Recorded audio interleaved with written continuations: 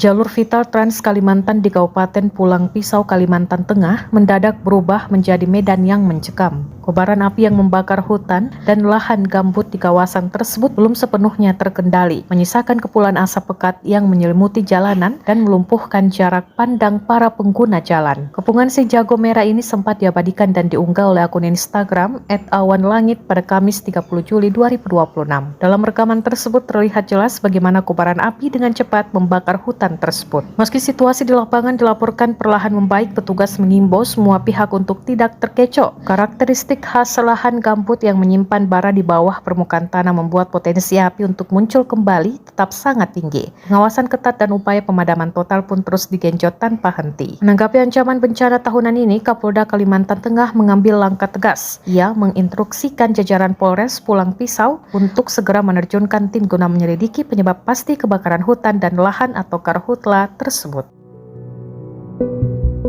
Media sekalian, kita ada di Kalimantan Tengah, di Kabupaten Pulang Pisau. Ini adalah titik yang cukup parah ya, terbakar, tetapi sudah dalam penanganan Satgas Darat, Gabungan, TNI, Polri, Manggala Ani, BPBD, BNPB, masyarakat peduli api, banyak sekali.